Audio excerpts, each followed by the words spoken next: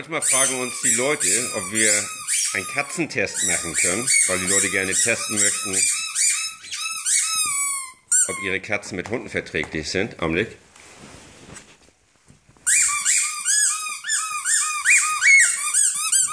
Die hat gerade eine neue Idee. Einfach mal einen Stresstest machen. Mal sehen, wie lange man das aushält.